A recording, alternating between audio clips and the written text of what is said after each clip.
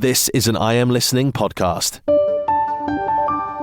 He's lacking a few key skills that are required to be a Prime Minister. He's not able to build a coalition, amass political power and take his party with him. He's not able to narrate and tell a story to the public about where the country's going. And these are kind of really important skills for politicians. Your main job is to take very complicated things and to distill them down into a communications narrative and take both other politicians, the media and the public with you. And he's just totally unable to do that.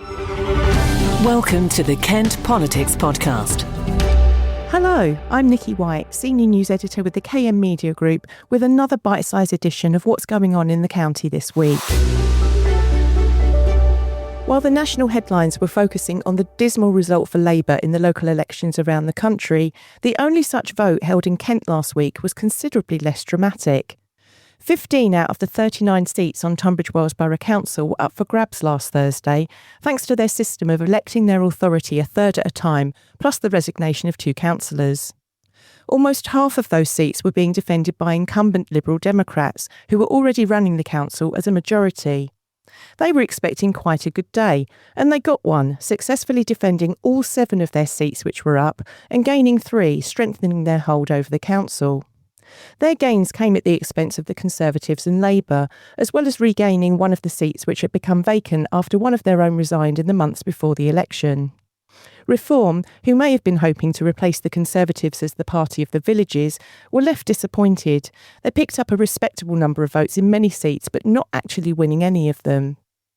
These elections, though, are likely to be the very last ever held for Tunbridge Wells Council, because if all goes to plan, in 2027 the election will instead be for the new unitary authorities, which will fully take effect from 2028. Either way, Tunbridge Wells Liberal Democrats are certain to remain the ones to lead the district into that process, and as the main opposition in Tunbridge and Malling and Sevenoaks, they're well placed to be a major player in any future West Kent Council.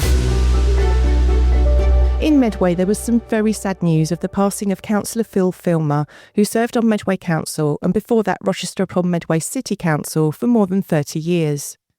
This week at the annual council, tributes were paid by members from across the chamber, giving credit to Councillor Filmer's passion and dedication to public service.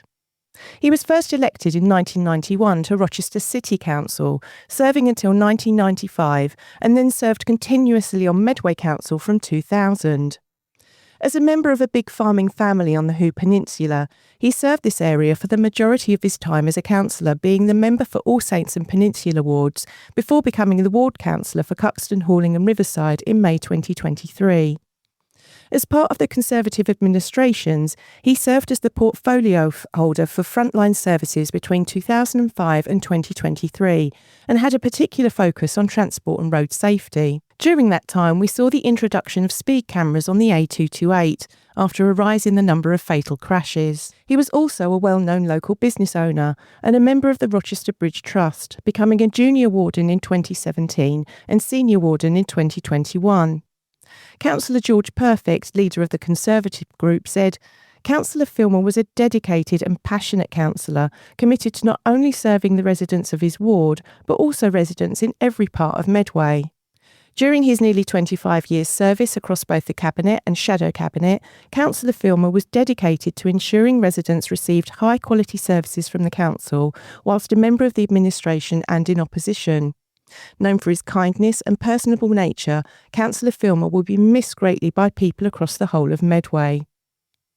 Medway Council leader Councillor Vince Maple echoed those thoughts, adding, "Across the political spectrum, Councillor Phil Filmer was both respected and liked in a way which is rare to find. His dedication to local government for both Medway Council and previously Rochester upon Medway City Council was clear for all to see as a ward councillor, a member of the opposition or a cabinet member. He will be missed by everyone across the council chamber." Kent County Council has published a report to highlight the severe disruption caused to the tens of thousands of customers affected by water supply outages between November and January. It came in the form of a 25-page inquiry study after consulting residents, public bodies, businesses and the farming sector. Whilst the report cannot be described as scathing, it does bring into the light the overall cost, not just financially, but the effects on people too. The report's publication came at the most appropriate time, just days after the resignation of both South East Water's chief executive and the chairman. KCC carried out what was described as a short, focused inquiry, with broad agreement from all parties. They felt it was right to examine the water company's failures and reflect on the council's performance and what lessons it could learn. So it was not a report from a standard public inquiry, but one seen against the backdrop of KCC's role and that of its partner agencies during the crisis. The report notes that businesses which were forced to shut or curtail their activities lost tens of millions of pounds. The farming sector, particularly livestock operations, is heavily water dependent, and South East Water did not appear to be prepared to deal with those needs.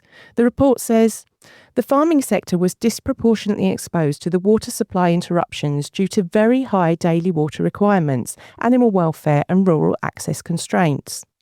Emergency provision models were not designed for livestock or agricultural operations, and that bottled water schemes were wholly unsuitable.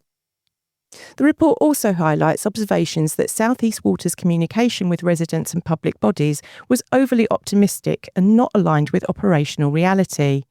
It also says bottled water stations were poorly sited, with limited accessibility in rural areas, and the distribution model wasn't robust enough. It says alternative water provision arrangements were a significant source of difficulty, and while using bottled water might work for short domestic outages, it did not scale up effectively for multi-day incidents affecting whole communities, rural areas, or institutional settings.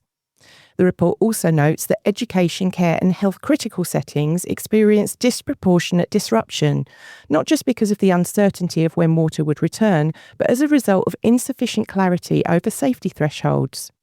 A very common theme was the water company's poor communication on all sorts of levels, although KCC came in for similar criticism by parish councils. An interesting aspect of the report was its broad range of consultees, and that it was not used simply as a tool to bludgeon the water companies. The evidence offered by the people and the public-facing organisations did that for them. There are 8 recommendations concerning communication, training and forward planning.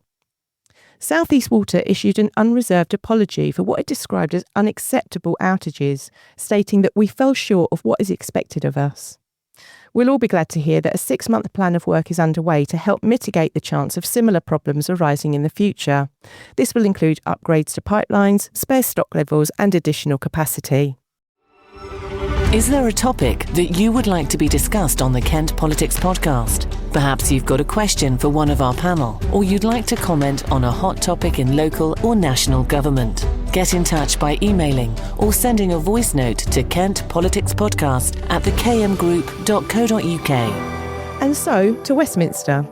At the time of recording, Sir Keir Starmer is still in his job as Prime Minister, but 15 minutes can be a long time in politics, so by the time I sign off from today's episode and emerge from the recording booth, who knows what might have happened.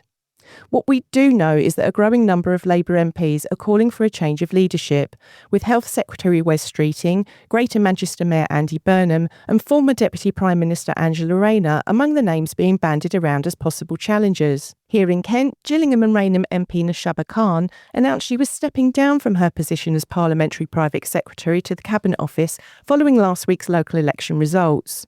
She said she was calling for new leadership so that we can rebuild trust and deliver the better future that the British people voted for. Here she is. This has been an incredibly difficult decision for me. I actually believe that the Prime Minister is a genuinely decent man. And I think that I am very, I've got a lot of respect for both what he did to our party in the lead up to that general election, but also in terms of leading us through that election win. And I also recognise the challenging circumstances that we face as a government, and what that means, and how that means when you're trying to lead through a very difficult situation. And I also have to say that I'm really impressed by what he's done on the world stage when it's come to some of the challenges we face abroad. However, I think, rightly or wrongly, and we can talk about why it's happened. I'm certainly the media a part to play in this, but he has lost the trust of the British public. And unfortunately, I don't think that the position that we have with Kier as our leader is recoverable. And I know that I want to go into the next election, recognising and knowing the challenge we face, which, what I do not want to be doing is handing the keys over to a reform Prime Minister. Because what I do know is that reform, despite what they say, despite what they pretend to be, they don't care about our communities, and they don't care about communities like mine in Gillingham and Raynham. And it is because of that reflection and everything that I've considered that I took what was a really difficult decision for me. But I believe it's the right one. I've got a 4,000 majority in Gillingham. Who knows if I'll be able to be an MP at the next election or not? It's just the chances are probably not. So for me, this is about being really honest. And I got into politics to deliver that change that our communities need and want. And I do that with my Labour values at my heart, because that's what I believe is right. And that's why I took that decision. Nashaba's call for a new PM was backed by Sittingbourne and Sheppey MP Kevin McKenna. He said he was making his views known publicly, as he was not just disappointed but truly angry that the government had chosen not to bring forward legislation to protect children from abuse online at the very earliest possible time. He described that decision as abhorrent. Folkestone and Hythe MP Tony Vaughan also called for an orderly transition, and Tunbridge Wells MP Mike Martin also feels Sir Kier is lacking what's needed. I think he's a man of integrity. I think he's clearly, working very hard and trying his best, but he's lacking a few key skills that are required to be a Prime Minister. He's not able to build a coalition, amass political power and take his party with him. He's not able to narrate and tell a story to the public about where the country's going. And these are kind of really important skills for politicians. Your main job is to take very complicated things and to distill them down into a communications narrative and take both other politicians, the media and the public with you. And he's just totally unable to do that. Do you think it's more of a personality thing for Keir Starmer than a policy thing? Well, I think there have been clearly some policy nightmares, right? Like the winter fuel allowance. I think the economic policy is appalling under this government. They've said that they were going to sort out growth, and then they've put loads of taxes up on businesses, for instance. And I speak to the businesses in Tunbridge Wells and my constituency. It's causing real problems. They've had to delay hiring decisions. We've got a huge youth unemployment problem that's basically largely, I would lay at the door of this government's economic strategy. So there are pockets of things that they're doing well, but actually there are lots of things they're not doing very well, and they're not able to tell a story. So it has not been a great government from Labour this time round. More than 80 Labour MPs have now called for the PM to resign after the party's disastrous local election results last Thursday. However, more than 100 MPs have signed a statement of support backing the PM, including Kent's Lauren Sullivan, Jim Dixon and Tris Osborne. Deal and Dover MP Mike Tapp is also backing the Prime Minister, saying the country needs stability, not another revolving door of leaders. Let's be really clear about this. There is no leadership contest. There may well be around 80 names, but for a leadership contest to be triggered, it has to be all behind one candidate. That's not happening. It's important that Keir Starmer remains firm, and I'm really pleased to see that he is. And the reason for that is because we've got to serve the country. We've got to put country first. And the only way you do that in government is through stability. He understands the threats we're seeing both internationally and domestically, from Iran to Ukraine to the cost of living and, of course, securing the borders. To deliver on that and to make sure that the policies are formed correctly and delivered to the British people, we need stability to do that. So that's my message today. That's why I'm behind the Prime Minister, Keir Starmer. We're 2 years in. There's 3 years to go. There's a lot of work to do in the Home Office for me and across all departments. So let's get on with it. That's all from me for this week. Don't forget to head to our page at Kent Online for the latest politics news. You can also sign up to our politics briefing newsletter at kentonline.co.uk/newsletters, and KMTV's politics show is every Friday at 5 p.m. Until next time. Thanks for listening to the Kent Politics Podcast. Don't forget to check out stories throughout the week on the politics page of Kent Online. And you can watch the Kent Politics Show on KMTV every Friday at 5 p.m. or on demand at kmtv.co.uk. This has been an I Am Listening podcast. For more information, head over to our website, im-listening.co.uk.